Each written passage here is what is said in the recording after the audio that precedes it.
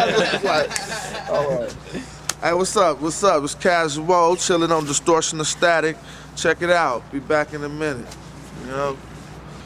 All right. You know, everyone knows you come from Oakland, but what specific part do you want to, just to represent? East Oakland. I was born and raised in East Oakland my whole life. I still live in East Oakland, but you know, I don't try to capitalize on that or nothing because I want my music to be national. You know what I mean, or even worldwide.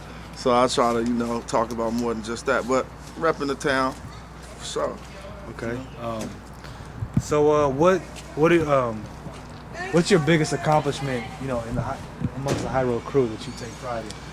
I think my biggest accomplishment so far, even in this since I've been rapping, is possibly maintaining my company. You know what I'm saying? Keeping the company going, keeping an auxiliary for me and my boys to put out our music without no ceiling. I mean, we can do what we want, really, like, and put it out. We got a good distribution deal. We just re-signed it, so we just renewed it, so it feels good. Cause I was on a major label too, you know, before back in the '90s. I was on Jive. I got dropped from Jive, so that's a career ender for a lot of MCs. You know what I mean? A lot of dudes you never hear from them again. And we just got together, put our heads together, like what would be the best thing for us to do to keep it going. We was like, let's start a record label. Yeah. I was back in '96 or '97. And so we're still doing it, so that's one of my biggest accomplishments, I'd say. Okay. So I know, you know, you got dropped from your label, and you know, like you said, you know, a lot of careers, a lot of MCs would just hang it up. But you know, what kept you going? What kept you motivated? A lot of it was the fans. From the day of my release, I would get, damn, why aren't they promoting your album? Why ain't they doing this right? They're fucking up. They're messing up. You know what I mean? It's their fault. Right. And it kept me like, okay, people checking for me, but it ain't selling because everybody think the label's not doing a good enough job. You know what I'm saying? Right. So maybe we could even take it ourselves and do more with it, or at least do as good as they were doing with it, and which we did. You know what I'm saying? Yeah. But it was basically fans and people keep telling me that it was the label's fault. You know, I walk around, I see a lot of people sporting the logo tees and just the bumper stickers. I mean, how does that make you feel when you see, you know, just a random car just with the High Road sticker or whatever? Oh, that's cool. I feel excited. I mean, you know, and no matter where I'm at in the world, I'll see a High Road sticker or something. Even movies and film works, you can't avoid it. Yeah. There's so much of that stuff out there. Like I seen a High Road sticker in the phone booth in 6 Degrees of Separation in the old school Will Smith movie. Then there was one in some new movie. I was watching in 8 Mile, there was one. I was watching the Red Meth old school Redman video where it was boxing. I seen somebody in the crowd with a High Road sign. So, you know, it's a real distinct logo, and you'll catch it anywhere. And plus it makes people wonder, hey, they always asking, what does that mean? You know what I mean? Right. Well, I appreciate it. You know? I seen it. Yeah, you know, people know though, so. Actually, they got one in the new video game, Need for Speed. Oh, if you got your PS2 and you got Need for Speed Underground, if it's Underground, they have to mess with High Road. You feel me? They got a fat High Road logo right on the wall. You know what I mean? Okay. So y'all got the worldwide fame. Which specific countries, you know, do you guys thrive in most? Which ones do you personally like the most? The U.S. I mean, you know, just to keep it real, I like how we get down. But when I go outside the States, I like Canada a lot because it's kind of like home. But I say people are real friendly, and you know, it's easy to communicate. Then overseas, I mean, I like every place I've been because I can take it for what experience it is. You know, if I'm out of place and I'm all in Europe and I'm walking down the street, I'm like, dang, okay, let me look around, let me see how people get down and, you know, do how they do for a minute, you know what I mean? But I can appreciate it all. It's wonderful to be able to travel just off of, you know, being an MC. Right. Any new projects you want to promote or new album? Oh, definitely. We got the High Road, got a brand new album out. It's called Full Circle. It's hotness. We're working on that video right now. Got a few features from the Miss Guapale. Got the whole High Road crew on there. Ab Rude on there. It's hotness. Then I got a new little album you probably could catch at Hieroglyphics.com. It's called Truck Driver. It's one of the little things I just like to make just to, you know, for my underground fans or just because I do this. And we got everything coming, so check it out from the whole High Road Camp. Tajay album coming, everything. Just keep tuned in to Hieroglyphics.com, you know what I mean? And so, how'd the name Casual come about? I don't know. I came up with that name after in about the 9th grade or something. And I named myself that. I was looking through the dictionary, like, but then people tried to adapt that to my personality, which I don't really think is. I don't know. I just came up with a name, you know, back in the day. Yeah, because I know if you have a favorite verse or favorite track. Favorite verse. I probably don't think I got a favorite verse. I like my verse on Dale's album on what's that song called? Jaw Gymnastics. Mm-hmm. I like that verse. It was kind of sick, you know what I mean? But I don't really favor too much. I like to create and push the envelope every time I get down, you know what I mean? So hopefully every rhyme I write, the next one will be better. Yeah.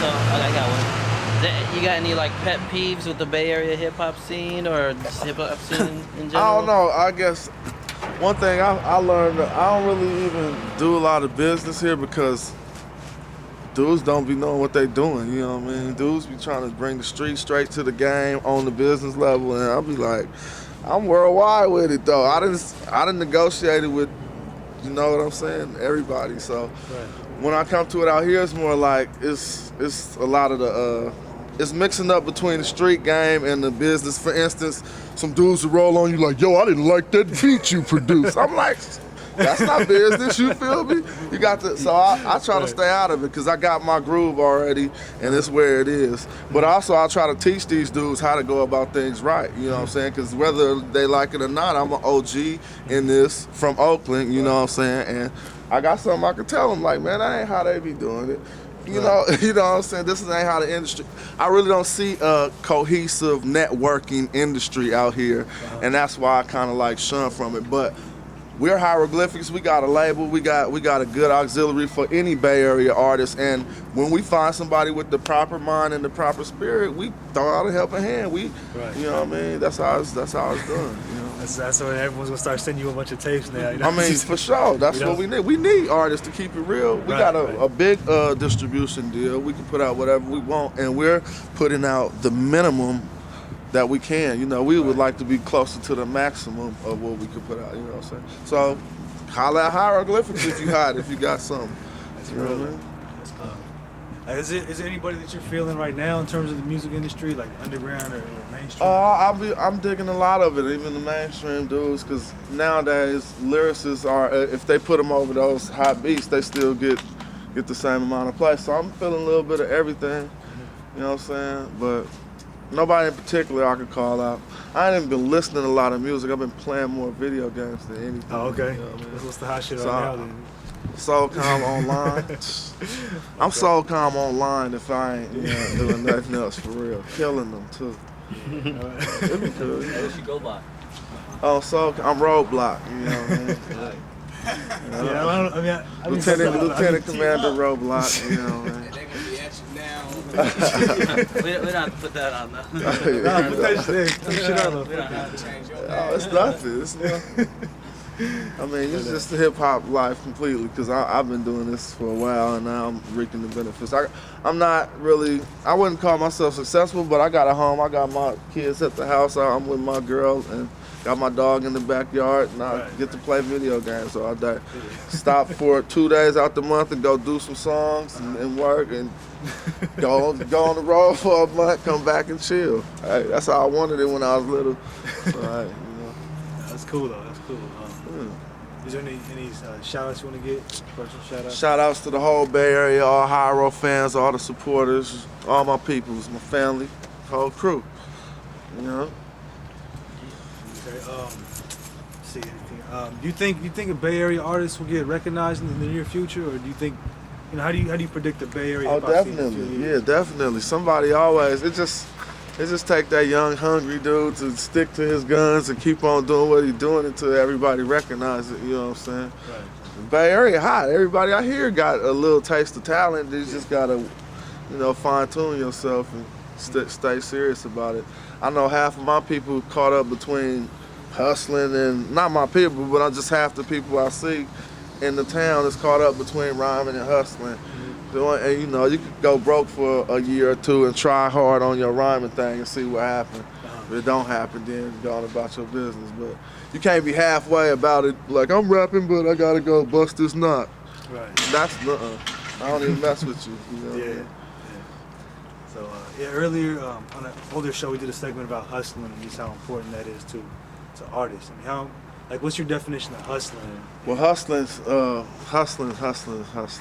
Hustling, I mean, it means you're just gonna go get it. You're a go-getter. I guess that's what they call a hustler, a go-getter. Mm-hmm. But a street hustler, it might be all kind of shady stuff to it. You know what I mean?